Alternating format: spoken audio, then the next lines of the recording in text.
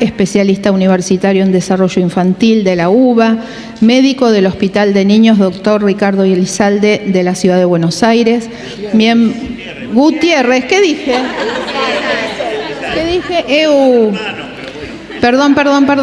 Vuelvo. Médico del Hospital de Niños, Ricardo Gutiérrez, de la Ciudad de Buenos Aires, miembro titular de la Sociedad Argentina de Pediatría, ex secretario del Comité Nacional de Pediatría General Ambulatoria de la Sociedad Argentina de Pediatría, ex consultor externo del Ministerio de Salud de la Nación en temas de desarrollo infantil y niñez, coautor del libro Pediatría, Desarrollo Infantil e Interdisciplina, una mirada desde la complejidad.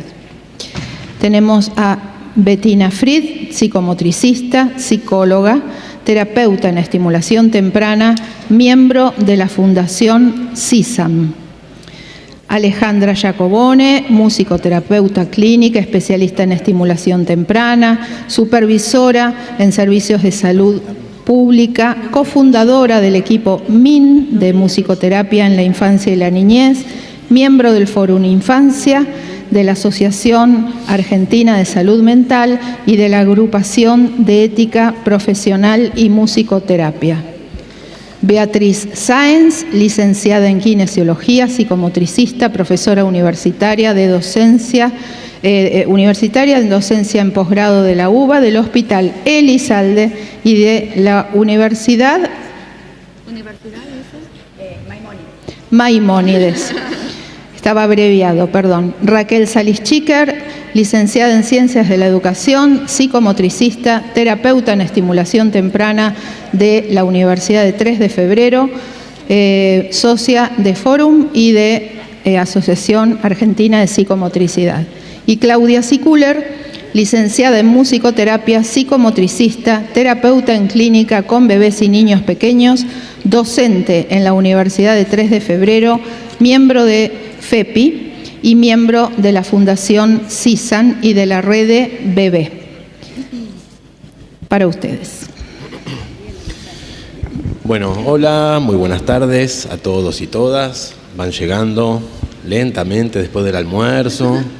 Espero que se hayan tomado un cafecito, que no haya mucha modorra, porque esto sigue y tenemos para un rato más de esta jornada tan especial, en estos días tan especiales, en este lugar tan especial como es la Facultad de Medicina, que está viviendo, como toda la Universidad de Buenos Aires y todas las universidades del país, momentos muy, muy especiales que queremos destacar enfáticamente y que creemos que no es casual que esta jornada justo haya caído en estos días en esta casa. Bueno.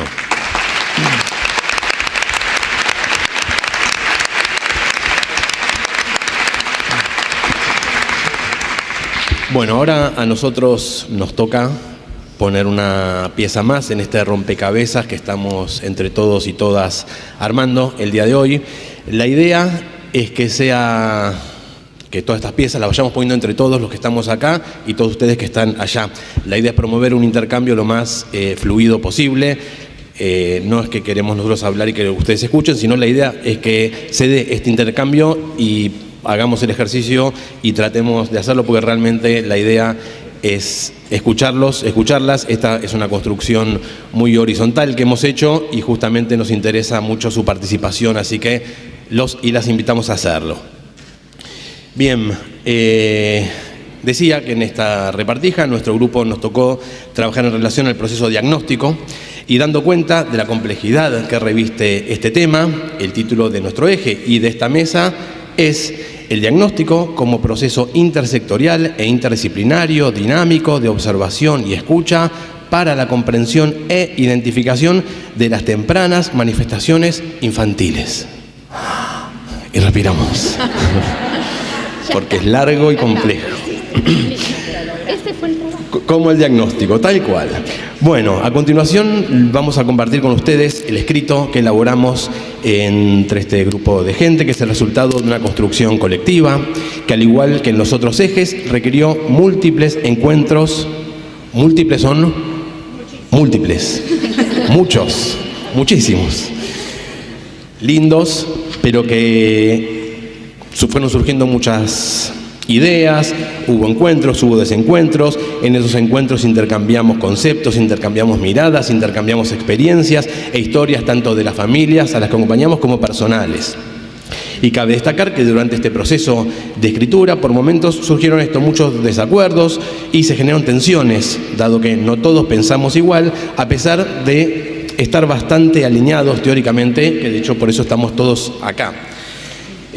Lo cual fue interesante porque es un fiel reflejo de lo que muchas veces ocurre en la práctica cotidiana entre quienes representamos a las distintas disciplinas y sectores que acompañamos a niños y niñas. Por eso nosotros, estas tensiones o estos desacuerdos los celebramos y realmente generaron un enriquecimiento mutuo y creo que se vio reflejado un poco en el escrito que vamos a leer a continuación. Estamos muy contentos con el resultado obtenido, creemos que refleja fielmente la enorme complejidad que tiene el proceso diagnóstico de niños y niñas con posibles obstáculos en su desarrollo. Y además de los que estamos acá en esta mesa, participaron en la elaboración del escrito las siguientes profesionales de distintas disciplinas y sectores que están por acá y algunos en otros lados. Participó también la doctora María Josefa Tore, médica pediatra del desarrollo. Participó Miriam Feugelman, que es psicóloga, especialista en atención temprana. Janina Asbani, docente de educación especial, especialista en atención temprana, licenciada en psicopedagogía. Agustina Tamaño, licenciada en psicomotricidad. Karina Cristótomo, que es docente en educación especial, especialista en estimulación temprana y licenciada en terapia ocupacional. Y Rachel Said, que es licenciada en psicopedagogía. Como pueden ver, además de los que estamos acá, tenemos un amplio abanico de disciplinas y sectores involucrados. Bueno, y ahora para abrir un poco el juego y antes de leer el escrito, vamos a compartir con ustedes un muy breve relato, uno de los tantos relatos que surgieron en nuestros encuentros, que de alguna manera picó en punta por ser una situación tan preocupante como frecuente que solemos ver en nuestros consultorios, en instituciones en las que trabajamos, y que es una situación bastante representativa de lo que ocurre en muchas instituciones a lo ancho y a lo largo del país. El relato de la historia es esta. Día miércoles, temprano en la mañana, en un hospital público de la ciudad de Buenos Aires. Es habitual que a esta institución se acerquen familias del AMBA y de otras provincias con niñas y niños con posibles obstáculos en su desarrollo, con derivaciones realizadas por pediatras o neurólogos en busca de profesionales con quienes realizar evaluaciones y o tratamientos, luego de un largo e infructuoso recorrido por instituciones de los diferentes niveles de atención y subsectores del sistema de salud. Al consultarles qué les dijeron en los otros centros y cómo llegaron hasta aquí, las respuestas suelen ser siempre similares. No, eso acá no hay. O, este lugar no es para vos. O, anotate en la lista de espera y cuando haya un lugar, lo llamamos. O, vayan a un lugar de mayor complejidad. También pasa que algunas de estas familias que llegan con órdenes de derivación en sus manos no saben muy bien por qué, con quién ni para qué los derivan. Es en ese contexto que llega al hospital Augusto, un niño de 2 años, traído por Mariela, su madre. La persona que los recibe al ingresar al hospital le pregunta a Mariela para qué viene y ella le entrega las 5 órdenes de derivación que traía, realizadas todas por el mismo neurólogo. En la primera orden, solicita una valoración por el servicio de neurodesarrollo, consignando como diagnóstico retraso madurativo. En la segunda orden, solicita una valoración por fonoaudiología con orientación neurolingüística, consignando un diagnóstico de trastorno del lenguaje. Con el mismo diagnóstico, la tercera y la cuarta orden de derivación son para psicología y para psicopedagogía. Y para finalizar, en la quinta orden solicita valoración por psiquiatría infantil, consignando un diagnóstico de trastorno de conducta. ¿Les suena esto? ¿Les pasó? ¿Les pasa? Estos niños, familias que llegan con esto, con papelitos, ¿no? Que hay que ver cuánto hablan de esos niños y de esas niñas y que muchas veces, en pocas palabras, intenta decir mucho porque esta multiplicidad de diagnósticos en un mismo niño tan variados es llamativo realmente. Ahora bien, ahora sí le quiero dar pie a mis compañeras para la lectura del escrito y luego abriremos, como les decía, el micrófono para que quienes quieran puedan compartir sus miradas, sus opiniones, sus acuerdos, las controversias también que surgen en relación a esto y puedan compartir con el resto, con nosotros y con todos ustedes, cómo les resuena el texto. Y nos interesa mucho también escuchar las experiencias de dispositivos que hayan logrado construir ciertas estrategias de abordajes interdisciplinarios, intersectoriales, intentos que hayan surgido, que hayan resultado o no, pero nos interesa mucho en particular conocer esto, los recorridos de ustedes y muchas de las experiencias también que hayan tenido sobre la articulación entre salud y educación. En fin, digo, lo que quieran, no solo preguntas, no esperamos preguntas para nosotros, sino comentarios. Y, a ver, tampoco que sea una cuestión catártica, no queremos que esto se transforme en un paredón de fusilamiento del profesional como este neurólogo poliderivador, ¿sí? ¿Sí? ¿Cómo? Faltó helados. Faltó helados, bueno. Es que todavía no se hicieron las consultas, por eso, pero... Si no, la idea es, a ver, claro... Que nos pensemos nosotros, porque esto no solamente pasa con algunos neurólogos, sino pasa con profesionales de todas las disciplinas, muchos pediatras también. Entonces, un poco la invitación es a reflexionar en relación a la construcción diagnóstica, ¿sí? A este recorrido le doy paso a mi compañera Bettina, que va a comenzar con la lectura del escrito. Muchas gracias. Hola. Bueno, mi nombre es Bettina Fried, la presentación ya la hizo Mercedes, así que... Somos un amplio grupo de profesionales de diversas disciplinas trabajando en el campo de la primera infancia, interpelados por la situación actual, que ya lleva varios años, acerca del diagnóstico y los efectos que generan los procesos de subjetivación y aprendizaje de las niñas y los niños pequeños. En función de esta realidad, nos pareció importante construir un espacio de diálogo interdisciplinario, personal y colectivo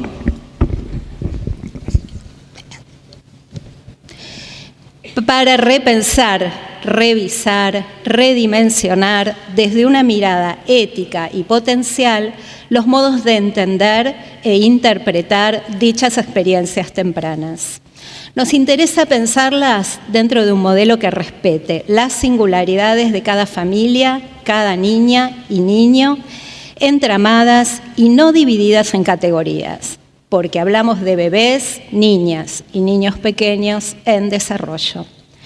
Nuestra concepción dará cuenta de una mirada desde lo diverso, lo singular, histórico-personal. Las niñas y los niños pequeños y sus familias manifiestan diferentes problemas en una época compleja signada por la polaridad entre la minimización y la maximización de sufrimiento.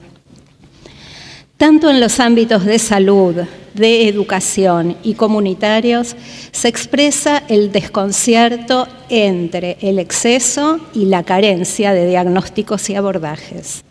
Somos testigos del exceso de información circulante, del marketing de crianza, de la difusión de evaluaciones y tratamientos en los medios.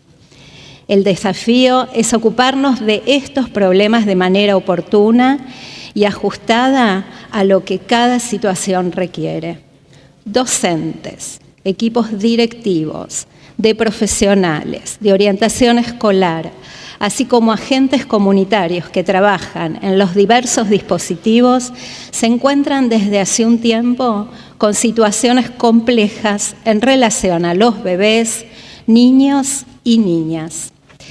Las respuestas o estrategias son muy variadas. Estas que son las que voy a leer, entre otras.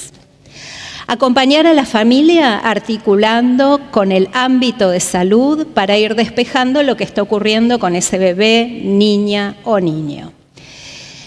Otra, enunciar diagnósticos, clasificaciones apresuradas con la ilusión que ese nombre dé las respuestas necesarias. Otra situación, orientar a espacios de salud que muchas veces no pueden recibirlos. Informar a la familia y dejarla a la deriva hasta que encuentre el camino oportuno para acompañar a su hija y o hijo.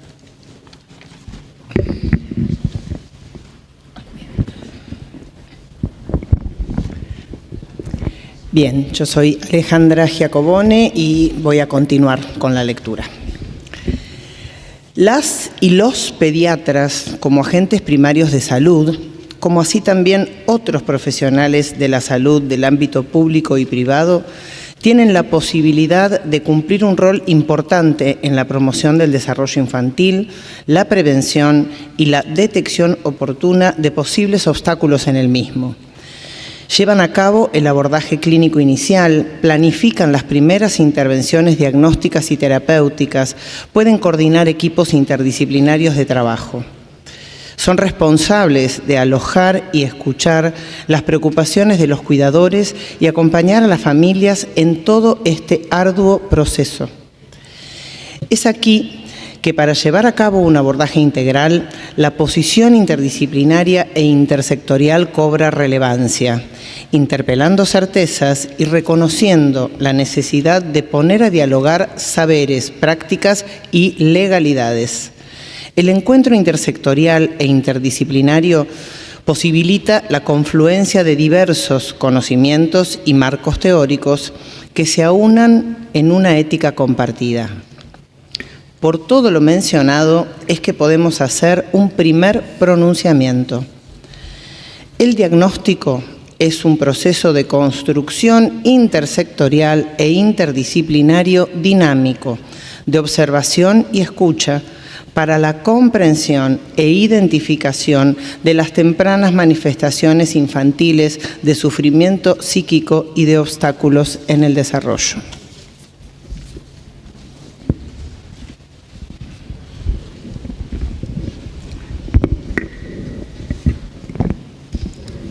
Bueno, mi nombre es Beatriz Sáenz y continúo con el escrito. Comenzaremos planteando nuestro posicionamiento ético-profesional y técnico-instrumental. El primer aspecto a considerar es detección, observación y escucha de signos tempranos que preocupan. Subrayamos la necesidad de darse tiempo en la mirada y escucha de aquellos signos u observables que cada bebé, niña o niño manifiesta en la relación con sus adultos referentes. Estas observaciones nos permiten realizar una primera apertura de interrogantes que pueden surgir en los distintos ámbitos: familiar, escolar, comunitario, social y o en salud. Son diversas las instituciones a las que concurren las niñas y los niños y en las cuales puede aparecer la observación y la detección de que algo no va bien. Podemos enumerar algunos de estos ámbitos, conociendo sus diferencias e incumbencias: consultorios de primer nivel de atención, centros de desarrollo, escuelas, jardines maternales y de infantes, consultorios privados de diversos profesionales. Decimos que una niña o un niño traen al consultorio y a la escuela a sus cuidadores. No se puede decir algo de lo que le sucede sin la inclusión y la comprensión de los lazos que tiene con sus adultos referentes. La niña o el niño es en relación con los otros. Observamos y escuchamos a esa niña o ese niño y también a los adultos que lo crían y hablan de ella o de él. Las manifestaciones de las niñas y los niños siempre son situadas, ubicadas en una perspectiva histórica de su propia vida, de su familia y la de su comunidad. Cultural, relativa a los modos de ser y de estar del grupo de referencia. En síntesis, contextualizada. Es desde esta posición que la observación, escucha, detección y diagnóstico de los signos que muestran que algo no va bien tienen que ser ubicados en una perspectiva subjetiva. Es importante e imprescindible que la observación y la escucha se sostengan en el proceso diagnóstico. Se trata de ir indagando la trama que se teje entre lo neurobiológico, lo familiar, lo vincular, lo comunitario, lo histórico. En este sentido, lo subjetivo da cuenta de los modos singulares en los que se articulan estos componentes en cada sujeto. Existen y contamos con diversos instrumentos para el seguimiento, la pesquisa y el diagnóstico. Sostenemos una mirada crítica y clínica al respecto. Consideramos que es importante tener en cuenta que la selección y el uso de los diversos instrumentos llevan implícita una posición tanto ética como clínica. Nunca los resultados obtenidos por la utilización de una herramienta, método o técnica puede alcanzar per se un diagnóstico. Esta idea está fuertemente asociada a una mirada reduccionista de lo que significa el complejo proceso diagnóstico. Hola. ¿Anda? ¿Se escucha? Ahí sí. Soy Raquel Salichiker y continúo. Un segundo aspecto a considerar es la construcción diagnóstica. La construcción diagnóstica implica un proceso interdisciplinario, complejo, situado y en contexto. Se trata de ubicar la función de los distintos integrantes del equipo que trabajan en relación al desarrollo infantil y que tendrán mayor o menor injerencia en este proceso, según lo que la situación de la niña o el niño requiera. Amerita preguntarnos cada vez y nuevamente, con cada niña y con cada niño y su familia, el para qué, por qué y cuándo del diagnóstico, cómo se usa, cuáles son sus efectos. Existen distintos tipos de diagnósticos en el campo de la salud. Por un lado está el diagnóstico categórico, que consiste en ver con qué categoría diagnóstica existente en los manuales de referencia se puede encuadrar lo que le pasa a una niña o a un niño, en virtud del cumplimiento de una serie de criterios previamente establecidos. Por otro lado, está el diagnóstico etiológico, que refiere a la búsqueda y consideración de los factores biológicos y o psicosociales subyacentes al problema.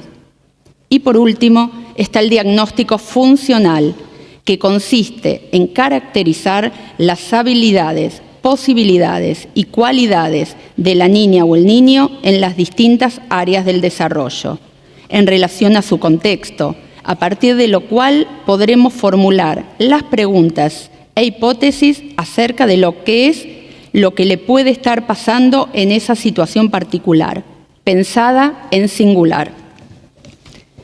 Es fundamental que a la hora de pensar lo que le pasa a cada niña o a cada niño, no confundamos síntomas y o signos con diagnósticos.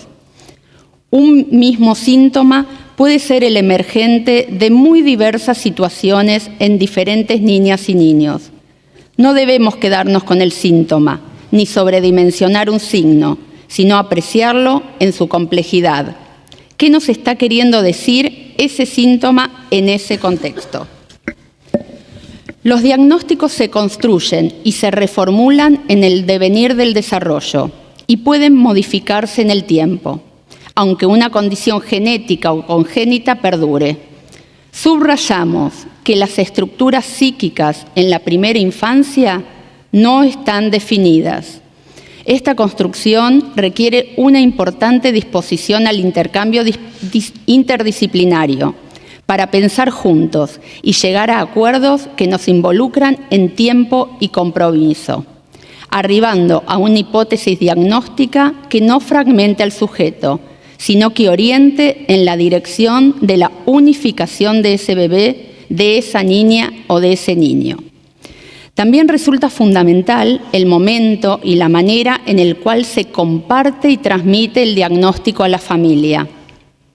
Es imprescindible tener en cuenta el efecto de las palabras en los adultos referentes, como así también en el niño y en la niña, y en la comunidad en la cual habita. Esto conlleva una corresponsabilidad y por eso es necesario el conocimiento de la familia y cuidadores, a partir de una escucha atenta. Por otro lado, queremos mencionar que el mal funcionamiento del sistema de cobertura prestacional implica la necesidad de obtención de un CUD para acceder al abordaje en salud y educación. Esto produce el forzamiento de diagnósticos apresurados para tal fin, que hace necesario trabajar con la familia la diferencia entre el padecimiento y el diagnóstico escrito. Bueno, soy Claudia Siculer, continúo y finalizo este escrito. Y finalmente, los dispositivos de abordaje temprano. Existen diversos tipos de atención en los ámbitos de salud y educación, tanto públicos como privados, así como en el ámbito sociocomunitario. La primera infancia abarca un rango etario que se subdivide según el marco normativo y teórico en el que se implementa el dispositivo de atención temprana. Las realidades contextuales, socioeconómicas y territoriales influyen en las oportunidades de acceso a cada ámbito y a la oferta disponible.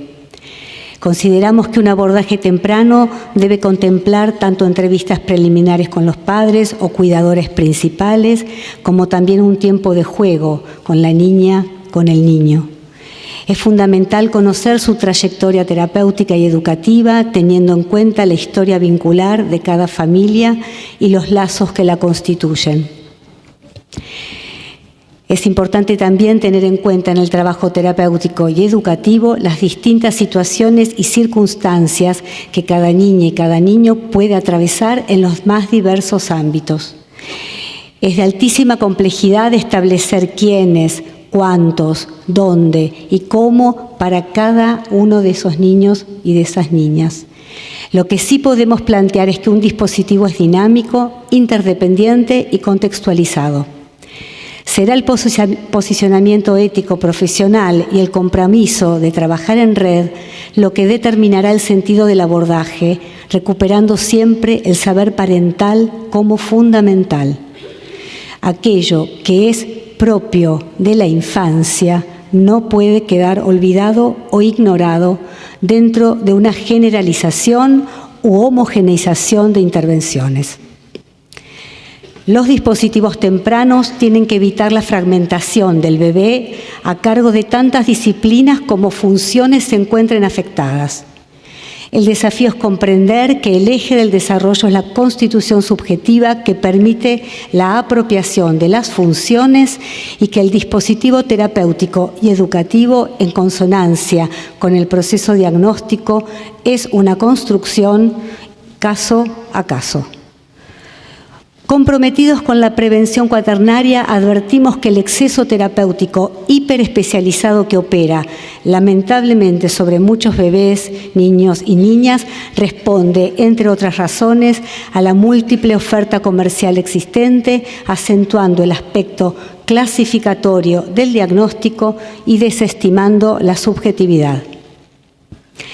Entonces tenemos aquí nuestro segundo pronunciamiento. Desde una perspectiva de derechos, cuestionamos contundentemente las intervenciones enfocadas en cada una de las funciones y áreas deficitarias que desembocan en una gran cantidad de terapeutas actuando sobre un bebé, como así también la aplicación de protocolos estandarizados de intervenciones terapéuticas con sobreindicación y superposición de tratamientos.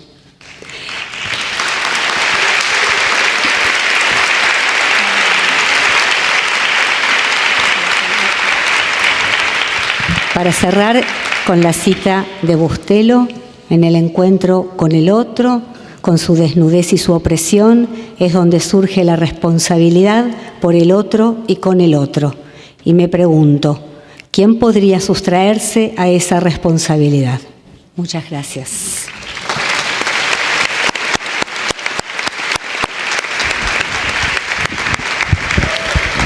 Bueno, parece que sobre el tema de diagnósticos había bastante para decir, ¿no? Bueno, abrimos el micrófono al auditorio a propósito de este escrito, de estos dos pronunciamientos. Quienes quieran hacer sus aportes son bienvenidos. Ya están circulando las personas con micrófono en mano. Vayan levantando la mano. Ahí tenemos a una compañera.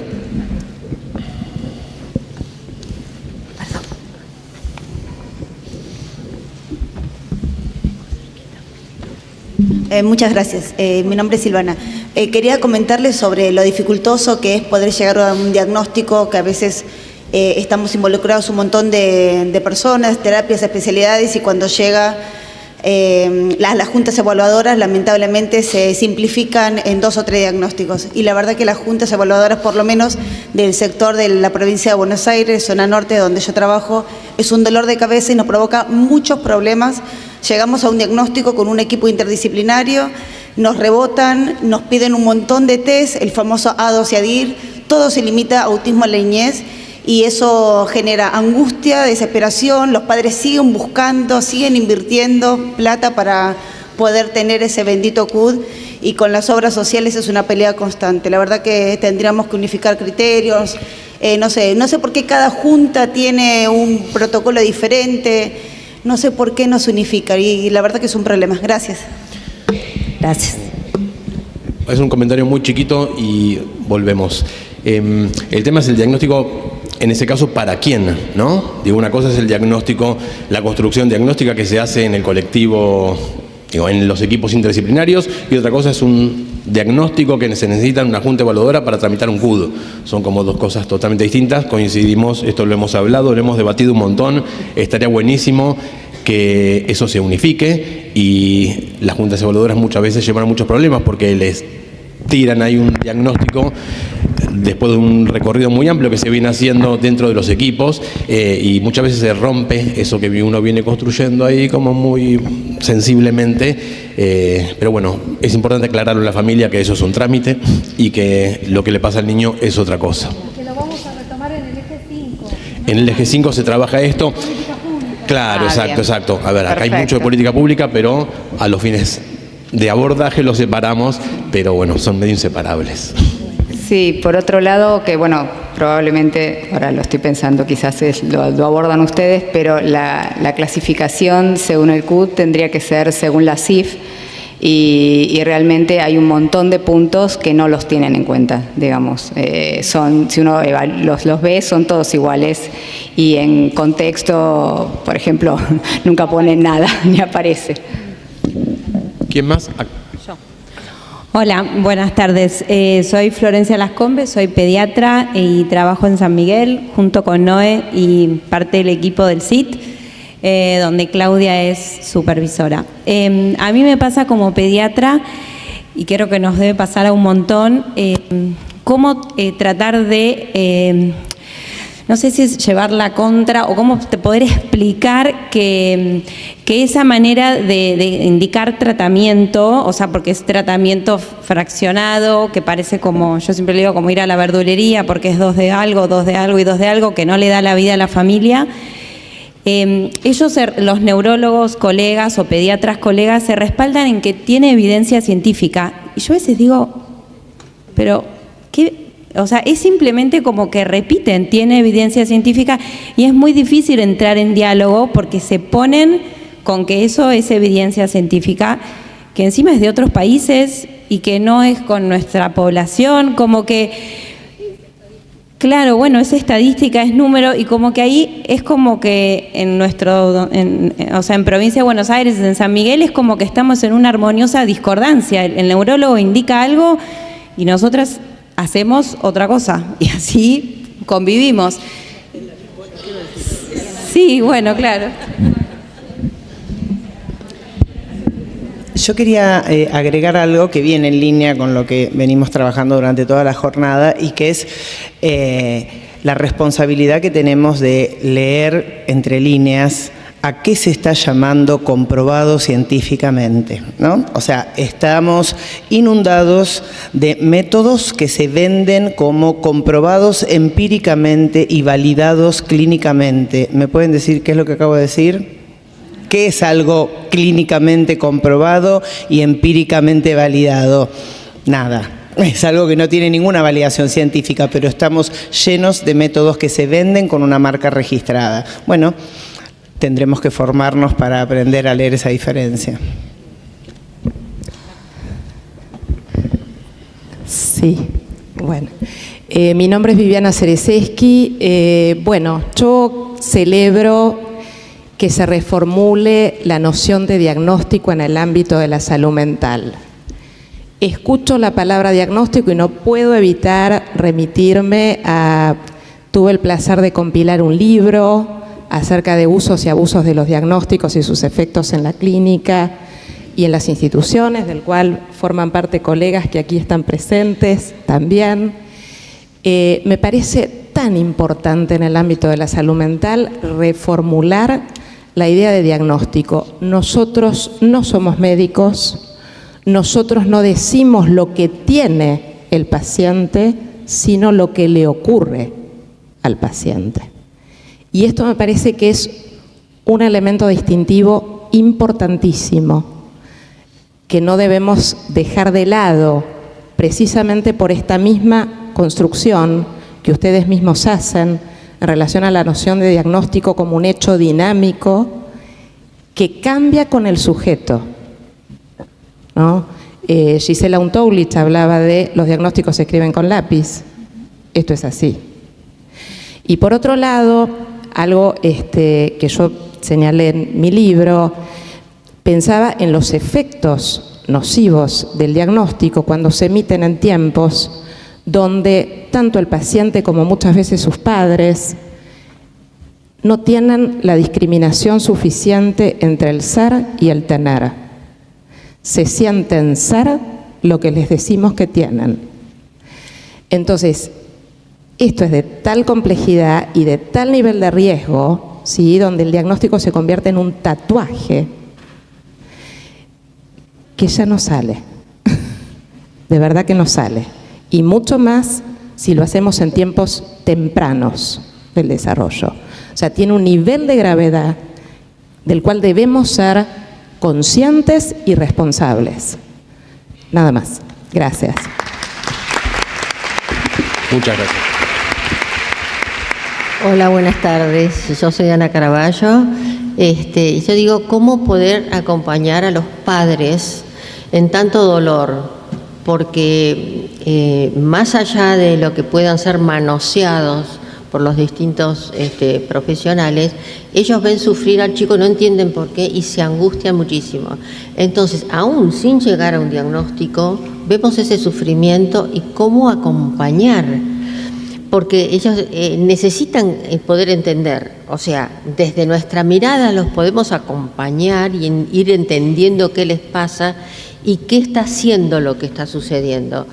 Pero está en la angustia, o por lo menos a mí me toca eso con frecuencia, que a veces un diagnóstico los tranquiliza, a veces buscan hasta encontrar un diagnóstico y bueno, tiene esto, bueno, ahora ¿qué hacemos? Deme herramientas. Los docentes, necesito herramientas para este caso, ¿no? Entonces, estamos en un enjambre todos los profesionales de la salud. ¿Cómo mantener ese punto medio, ¿no?, donde escuchar, contener y alojar y tener claridad también en lo que pasa para no irnos a otro lado, ¿no?, negar otras realidades que a lo mejor pueden pasar y pasarse, digamos, para el otro lado, ¿no? Gracias. Comentario breve, es que no se trata de no hacer diagnóstico. Muchas veces se cree que por no introducir rápidamente a un niño dentro de una categoría diagnóstica en alguno de los manuales de referencia, entonces no hacemos diagnósticos. Y justamente no se trata de eso, se trata de hacer construcciones diagnósticas interdisciplinarias con responsabilidad, ¿no? Y viendo qué es lo que le puede pasar, qué le está pasando a ese niño, considerando toda esta complejidad de la que venimos hablando desde la mañana temprano, ¿no? Considerando su contexto, considerando sus vínculos, considerando su equipamiento, considerando todo eso en forma integral. No se trata de no ponerle el nombre en la consulta, que muchas veces es lo que las familias quieren, ¿no? Y demandan por múltiples motivos, y también muy fogoneado por muchas instituciones y muchos profesionales. Pero creo que esta diferencia, y está bueno que lo traigas, es súper importante establecer. Nosotros no hablamos de no hacer diagnósticos, sino de hacerlos con responsabilidad. Bueno, y también el tema de alojar la angustia. No solamente la angustia que nos produce el niño, sino la angustia que nos producen los padres y trabajarla. En eso está, digamos, también, digamos, parte, me parece, de nuestra tarea ética y profesional, digamos. Sí, ¿no? porque lo que me parece es que siendo una construcción como nosotros ubicamos, no es lo mismo que una etiqueta, y me parece que la construcción lleva un tiempo, y es el tiempo de elaboración de los padres, el tiempo de trabajo con el niño, es un punto de llegada. no es de donde se empieza, por eso hablamos de una construcción. Sí, y una cosita más de lo que estaba pensando y un poco queríamos, porque lo estuvimos conversando, es por todo lo que fuimos escuchando también desde la mañana, que no podemos pensar a un bebé, un niño, una niña sin su familia, sin sus referentes, sin el contexto, ¿no? Quizás en el escrito repetimos esto, pero nos pareció, fue una elección que esto aparezca mucho por la importancia y el peso, por esto mismo que vos estabas señalando, ¿no? No es sin ellos, ¿no? En eso. Bueno, yo voy a ser reiterativa y voy a traer algo que comenté a la mañana con respecto a las cosas que repetimos y a los sinsentidos que hacemos.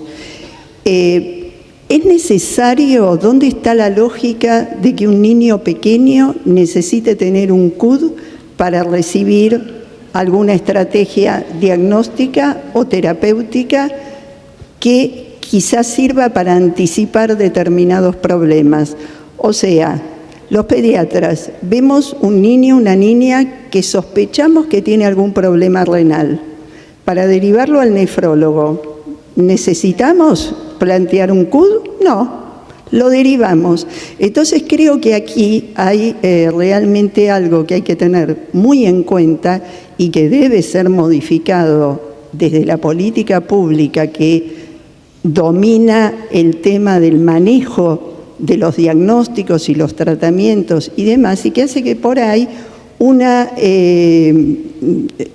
prepaga pida o reclame que un niño, una niña pequeña tengan un CUD para poder proporcionarle lo que se indicó desde cualquier área de la interdisciplina. Si indico un tratamiento kinésico porque alguien se fracturó, ¿le tengo que pedir un CUD? No.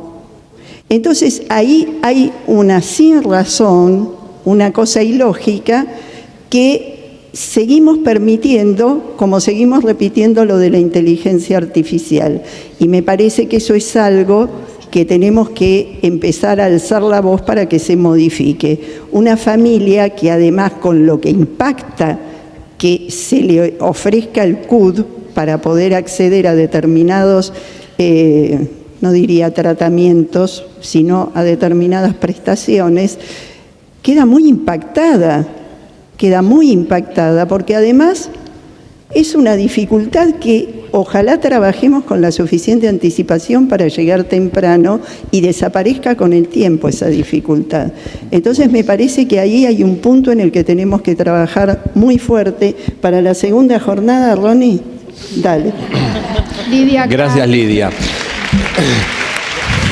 ¿Algún comentario más? ¿Alguien que quiera comentar algo en relación a la historia de Augusto? ¿Sí? Si le ha pasado algo parecido y qué hacen esas situaciones. Si alguien lo quiere retomar, está Majo y después allá arriba. Y ahí también. Y Beatriz. Bueno. Nos quedamos hasta las 8 de la noche. Vamos. Bueno, este tema iba a traer alboroto en el auditorio, el tema diagnóstico. Soy Majo Fatore, soy pediatra del desarrollo y estoy a cargo de un centro de segundo nivel de desarrollo infantil en San Isidro, que se conoce como El Nido, que allá está mi equipo enfrente. Yo creo que ustedes dijeron algo importante que llevó tiempo de elaboración, que es el niño trae a la consulta a su familia, ¿no? Y con la familia viene también ese derrotero diagnóstico que han tenido que atravesar y que llegar a un diagnóstico interdisciplinario por parte de todos nosotros tampoco es fácil, porque eso lleva un tiempo de madurez de equipo. A nosotros nos llevó, tenemos 12 años como equipo y recién ahora podemos decir que estamos articuladamente trabajando con los diagnósticos interdisciplinarios, móviles, hemos dejado de tomar evaluaciones estandarizadas, nos tomamos nuestro tiempo, tenemos un espacio institucional de poder pensarnos, ¿no? Y creo que eso es fundamental para poder madurar la interdisciplina. Yo no sé si todos los que hacen interdisciplina hacen realmente interdisciplina. Y eso es lo que primero nos tendríamos que cuestionar. Me parece que es un trabajo que lleva tiempo, que lleva, por supuesto, predisposición. Sabemos que en los lugares públicos estamos todos muy mal pagos, ¿no? Y ese es otro tema también para incluir en las políticas públicas. Pero sabemos que el desarrollo ahora está como en boga de todo el mundo y todos son desarrollólogos. Todos hacen diagnósticos. Todos saben cuál es la terapia ultra que necesita este chico. Pero nadie mira el contexto, digamos, ¿no? Hemos recibido muchos chicos, muchísimos chicos, con retraso del lenguaje o niños con inhibición que les pusieron el rótulo de TEA y terminaron siendo niños con abuso sexual infantil, ¿no? Entonces, me parece que todos nos tenemos que replantear que para llegar a un diagnóstico, primero tenemos que replantearnos nosotros como equipo de trabajo y trabajar, reformularnos si realmente trabajamos en interdisciplina. Nada más que eso. Gracias, Majo. Hola. Arriba, allá. Hola. Hola. No, yo, digamos, pero... Espera. Hola, allá, hola. ¿Qué tal? ¿Cómo les va? Buenas tardes a todos. Gracias por el espacio. Yo quería hacer mi pequeño aporte, un poco tomando lo que decía la doctora Fatore, que creo que es algo súper importante para los que terminamos la residencia hace menos de 10 años o los chicos que la están atravesando, que es el tema de a dónde recurrir para poder aprender. Creo que el gran problema también que está dentro de esta situación, esto que ustedes planteaban de cómo atraviesa la interdisciplina y la holística con respecto al paciente, es también del otro lado quién está y quién recibe a ese chico y qué formación lo respalda. Hay poco, esto que ustedes planteaban de, bueno, no hay, acá esto no hay. También no hay muchos lugares donde formarse en lo que tiene que ver con el desarrollo infantil. Hay un montón de bibliografía disponible, pero no hay necesariamente el acceso a la clínica, a la dinámica de ver, bueno, a mí me llega este chico al consultorio, ¿qué hago con este pibe? ¿Qué tiene su familia? ¿Cómo los puedo redireccionar y hacer que la dinámica sea positiva para este chico? Porque no hay dónde. A mí en lo personal me pasó cuando hice mi residencia, voy a rotar un lugar muy importante para querer después hacer neurodesarrollo y la persona a cargo, referente nacional materno-infantil, no importa quién, me dijo, no tengo lugar para vos porque no sos de este hospital. Y a mí eso me marcó muchísimo, porque dije, bueno, ¿qué derecho tengo yo entonces como médico? ¿Y qué oportunidades tengo? ¿Qué herramientas puedo desarrollar para brindarle a un paciente algo si a mí me lo están negando? O sea, tiene mucho que ver también con lo que podemos acceder muchos profesionales al tema de la formación e incluso los costos que tiene. Porque todos sabemos que el que quiera hacer una ADOS o algo por el estilo son $600, $500, o sea, es un dinero importante para la economía que hoy nos atraviesa a todos y sobre todo los que nos dedicamos a la parte clínica en particular.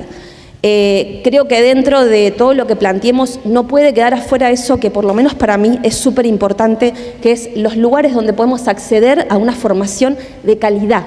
Porque podemos tener toda la buena voluntad del mundo con el paciente, pero cuando no tenemos las herramientas correctas, quizás hasta generamos más daño en pro de querer hacer algo bueno y bueno, a veces por muchas buenas intenciones que tengamos no sucede. Así que muchísimas gracias.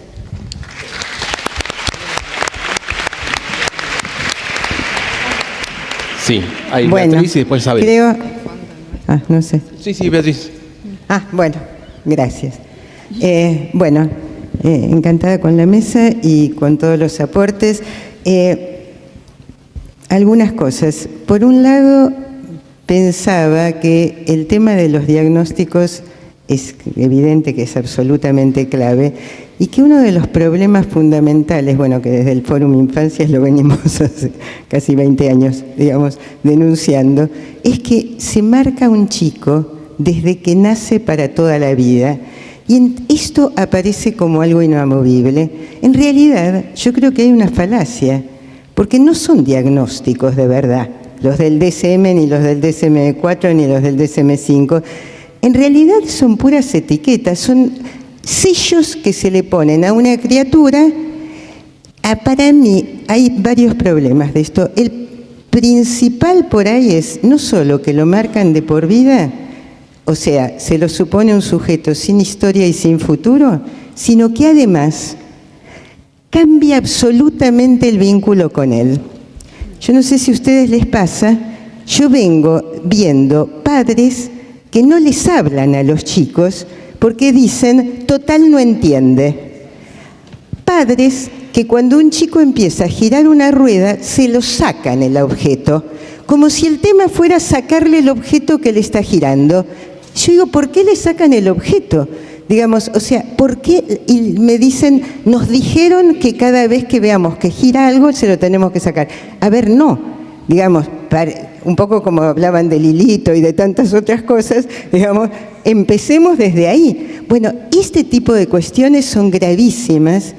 En las escuelas también se les dice a los maestros, no, lo que pasa es que estea, entonces ponele carteles, dibujitos, esos de los pictogramas, en lugar de hablarle.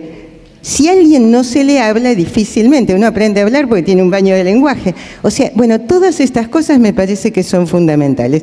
La otra es, se decía algo que es cierto, los padres piden muchas veces que uno les diga algo, recién alguien planteaba esto, y acuerdo, pero en realidad yo creo que para nada, digamos, a ver, lo que yo les suelo decir a los padres es que, por un lado les digo habitualmente que ese nene tiene además cosa que es cierto, que yo lo que les puedo decir e intentar construir con el nene y con ellos es qué le está pasando.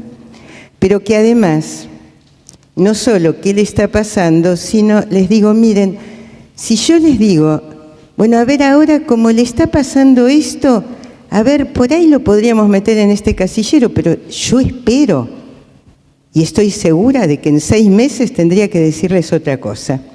Entonces, al mismo tiempo les digo, cuando se ponen muy duros les digo, ¿ustedes tienen miedo? Y sí. O qué sé yo, o tienen ciertos rituales, sí. Bueno, a ver, entonces usted se definiría como yo soy un obsesivo y andaría por el mundo con un cartel diciendo soy un obsesivo. No, digamos, porque además es otras cosas. Entonces, a ver, último tema que tomo y perdón. El tema del CUD. Desde el Fórum Infancias venimos fácil desde hace 15 años, si no más, peleando por la abolición del CUD. Recién le decía a Ronnie que en este momento yo dudo de hacerlo, por un motivo. Se están restringiendo todas las prestaciones y entonces me parece que de alguna manera, es más, hay todo un proyecto de que cada vez abarque menos cosas, con lo cual, en un momento en el cual hay tanta pobreza y tanta dificultad de la gente para acceder a prestaciones, mi miedo es que no se dé ninguna. Y yo acuerdo totalmente con lo que vos decías, Lidia, y te digo, lo venimos, es más, presentamos un proyecto en el Congreso hace años, diciendo que los chicos tenían que tener todas las prestaciones por ser niños, y que entonces no era por tener una dificultad siquiera, sino por ser niños, el que cualquier, como vos decís, necesita una medicación, bueno, hay que darse, digamos, pero en este momento me parece que estamos complicados. Igual creo que hay que seguir elaborándolo y pensando un proyecto como para que apenas cambie un poco la mano y podamos volver a tener más derechos, podamos, sí, entonces exigir que se termine el CUD. Nada más. Muchas gracias, Beatriz. Ahí, Abel Mabuca. Abel. Una intervención pediátrica. Hago un poquito de historia, ¿no? Hace unos 50 años atrás, acá delato un poco el tiempo de edad, ¿no? Pero Gian Antonio, nuestro histórico maestro, nos decía que el 80% del diagnóstico se hacía escuchando a la mamá. Quizás en ese momento se hablaba nada más que de la mamá, pero así era la historia. Después Paco Maglio nos enseñó el término escuchatorio. En vez de decir interrogatorio, logramos reemplazarlo en gran parte. En una experiencia que tuvimos en el Hospital Gutiérrez en adolescencia, aprendí a autodenominarnos médicos oreja. Y en un congreso, muchos años atrás, o no sé cuántos, Mario, que está acá presente, en una que después lo vamos a escuchar, nos ponía, y lo hago con un gesto, así como un cuadradito, y nos decía que era como una foto de la consulta, que solamente podíamos ver lo que pasaba en ese momento, que era un instante, y que teníamos que abrir esa foto y que no nos confundamos. Cuento todo esto porque tenemos que ir un poquito a los orígenes de la consulta. Y más allá de las apreciaciones personales, familiares, culturales e históricas de esa familia, en este momento yo creo que están sucediendo situaciones que tenemos que tenerlas en cuenta. Por ejemplo, a mí me llama la atención que en la consulta que la mirada del familiar, padre, madre o acompañante, hacia el médico mientras revisaba a un chico, he visto que el 70 o el 80% de la gente, mientras yo reviso a un pacientito, tenga la edad que tenga, está trabajando con el celular. Entonces, eso que tenía algo de mágico, que los padres o madres miraban a los ojos al médico para ver qué sentía, qué percibía, eso en gran parte está anulado. Hasta he pescado o encontrado gente de salud mental a quien yo le atendía a los chicos que estaba en la misma situación y quizás me daba rabia y yo pensaba, ¿qué pasa si en una entrevista ellos me están entrevistando y yo agarro mi celular y me pongo, bueno, lo interpretarán como lo interpreten, pero eso ya es otra historia. Y por último, creo que, primero, no estamos atentos o estamos no totalmente atentos a que dentro del núcleo familiar hay discrepancias. Y muchas veces los pediatras nos quedamos con una sola opinión y no tenemos o acceso o no lo buscamos, porque a veces he hecho entrevistas con padres y en vez de lo primero que le pregunto, ¿en qué están ustedes de acuerdo y en qué no están de acuerdo? Se miran y por primera vez reconocen que en ese momento es la primera vez que entre ellos hablan sobre temas fundamentales. Y por último, acá termino, creo, tenemos que estudiarlo esto, tenemos que verlo cuán contaminada está y prejuiciada la consulta por una información que no es delatada durante la consulta y que los padres en algún lugar nos están tomando examen. Bueno, eso. Muchas gracias, Abel. Hola, ahí, Acá la compañera. ¿se escucha?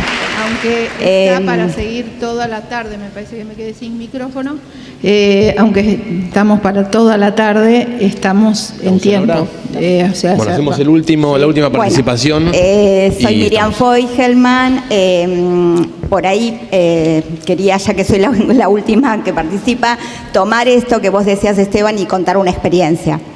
En principio, venimos trabajando en territorio, yo hace 35 años y con Beatriz, bueno, y con algunas de las personas que están acá hace mucho.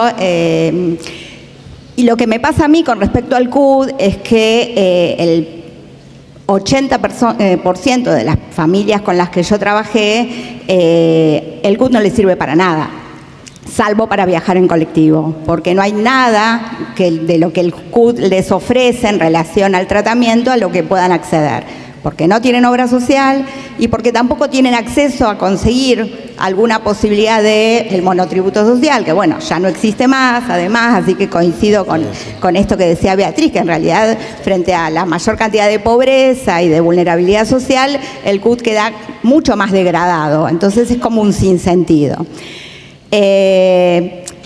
Lo que nosotros empezamos a hacer con el equipo es empezar a transmitir esto a los profesionales que no tienen en cuenta esta dificultad para con las familias. Entonces, A mí me aparece una palabra que no apareció mucho en la jornada y que tiene que ver con la red, con las redes.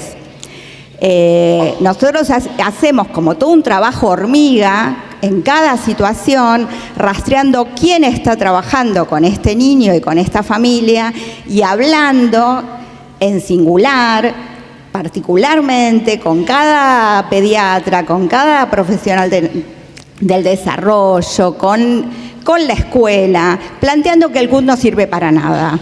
Y esto nos dio resultado. O sea, nos permitió, por ejemplo, una situación en particular, post pandemia, un niño de 2 años que viene con los 10 papelitos para hacer el CUT por TEA y plantearle a los profesionales del hospital que lo estaban atendiendo que esperen, que este niño había estado 1 año encerrado, que teníamos que esperar a ver qué pasaba, que estaba por entrar al jardín, que había que darle una oportunidad de otra cosa. Y bueno, y esperaron, increíblemente esperaron, nos escucharon y así vamos como trabajando con los profesionales y con las escuelas. Acá apareció el tema de las escuelas, las maestras vienen pidiendo diagnósticos también, y eso también es trabajar en red, explicando, escuchando, planteando las dificultades de esta familia, las singularidades de esta situación y armando de cada situación algo especial, ¿no? Me parece que es por ahí. Totalmente, Miriam, muchas gracias. A modo de cierre, las palabras que estarían quedando. Esteban, acá. Quiero decir algo muy chiquitito, que me parece que porque reúne todo lo que se viene diciendo en el siguiente sentido. Desde la finalización de la Segunda Guerra Mundial, cuando se descubrieron los horrores de los campos de exterminio, la Escuela de Frankfurt, a la cabeza, con Adorno, Horkheimer, etcétera, plantearon el análisis de lo que llamaron razón instrumental, es decir, el hecho de que no que la técnica esté en función de la humanidad, sino que la humanidad está en función de la técnica. Y en ese sentido, no podemos perder de vista que si planteamos que el diagnóstico debe ser una construcción cuidadosa, sutil, compartida, que considera el contexto histórico, cultural, etcétera, necesitamos tiempo y necesitamos no estar al servicio de otra cosa. No solamente el diagnóstico en sí no podría realizarse si no es en esas condiciones, sino que tampoco podría realizarse en otras condiciones la labor del médico, la labor del psicólogo, la labor de ningún profesional, porque estamos como medios para otro fin. Entonces, toda la lógica, digamos, es la que nos empuja por las circunstancias que Heidegger llamó de emplazamiento, es decir, que nos empujan hacia una determinada lógica, restringen y limitan la posibilidad de otra cosa. Eso nada más. Perfecto, gracias. Para cerrar, las palabras que quedan como acá en el aire en relación a nuestro eje, pensar los diagnósticos, pensar siempre en singular lo que le puede estar pasando, traían el concepto central de interdisciplina e intersectorialidad y lo último que traías, Miriam, el concepto de redes, ¿sí? Gracias a todos y todas por su participación.